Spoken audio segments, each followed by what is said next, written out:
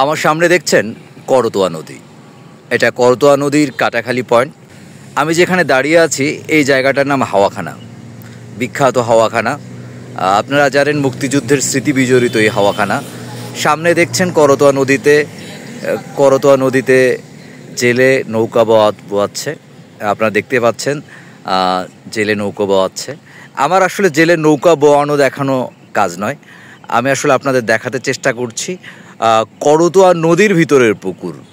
পাশেই করতোয়া, এমনভাবে অবৈধ মাটি উত্তোলন করা হয়েছে যে করতোয়া নদীর ভিতরে পুকুর তৈরি হয়েছে। দূরে দেখা যাচ্ছে আরও পুকুর। এটা একটা নদীর অংশ।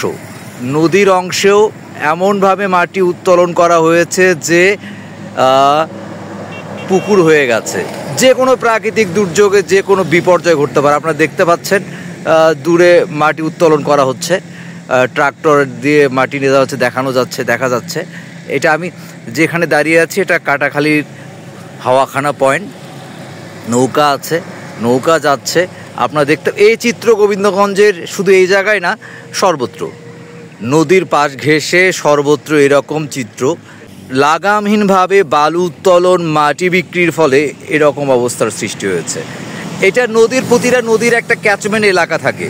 সেই ক্যাচমেন্ট এলাকার ভিতরে সব ধরনের খনন থেকে শুরু করে অবৈধ কার্যক্রম পরিচালনা করা যায় না। কিন্তু এখন যদি নদীর স্রোত বেশি হয়, পানির স্রোত বেশি হয়, তাহলে কি হবে? নদী ওই জায়গায় যাবে না, নদী ডিসপাস হয়ে যাবে না, নদীর স্থানান্তর ঘটবে না, আপনার আমার জমি ক্ষতিগ্রস্ত হবে না, সবার জায়গা ক্ষতিগ্রস্ত হবে না, সর্বোপরি গোবিন্দগঞ্জ ক্ষতিগ্রস্ত হবে না। আপনাদের আমি দেখানোর চেষ্টা করছি এখনও কার্যক্রম চলছে। নদীর ভিতরে পুকুর আপনারা দেখতে পাচ্ছেন। এটা আমি প্রশাসন সহ সবার দৃষ্টি আকর্ষণ করছি। বালুর প্রয়োজন আছে, মাটির প্রয়োজন আছে, এজন্য বালুমহল ঘোষণা করা হোক এবং সরকার নির্ধারিত খাজনায় নির্ধারিত ফিতে বালু উত্তোলিত হোক। সেই বালুর জন্য বালুমহল ঘোষণা করা হোক। বালুমহল ঘোষণা করার জন্য প্রচুর জায়গা রয়েছে গোবিন্দগঞ্জে। মাটিমহল ঘোষণাও করা যেতে পারে। আমরা এরকম নদীর ভিতরে পুকুর চাই না।